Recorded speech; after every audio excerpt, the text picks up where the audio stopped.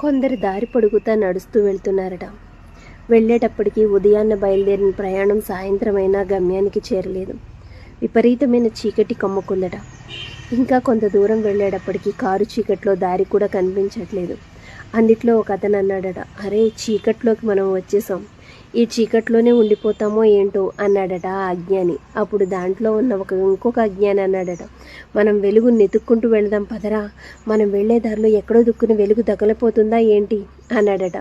వీళ్ళిద్దరి మాటలు విన్న ఆ ముందు నడిచే ఒక ఆయన అన్నాడట, మనం దేన్ని నెతుక్కుంటూ వెళ్ళక్కర్లేదు, ఏ సమయానికి ఏది రావాలో అది మన జీవితంలో వస్తూనే ఉంటుంది. చీకటైనా వెలుగైనా మధ్యాహ్నమైనా సాయంత్రమైన సమయం అనేది ఒకటి నిర్దేశించి ఉండే ఉంటుంది. దాని ప్రకారం మనం నడుచుకోవాలి తప్ప మనం నడుచుకునే వైపు అది రానే రాదు అని.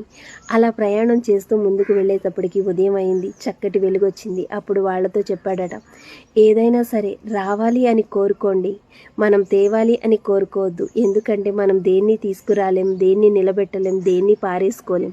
మన జీవితంలో ఏదైనా సరే ఎప్పుడు రావాలో అప్పుడు వస్తుంది, ఎప్పుడు పోవాలో అప్పుడు పోతుంది. ఇది వచ్చిందే ఈ కష్టం అని అక్కడ ఆగిపోకు. ఎందుకంటే ఆ కష్టం నీకు రావాలి అని ముందే రాసింది కాబట్టి వచ్చింది. ఆ కష్టం వచ్చినప్పుడు కన్నా ఇంకా పెద్ద కష్టం రాలేదే, ఇంతటితోనే పోయింది అని సంతోషపడు. అంతేగాని ఈ కష్టాన్ని ఎదిరిస్తూ పోవాలనుకుంటే ఇంకో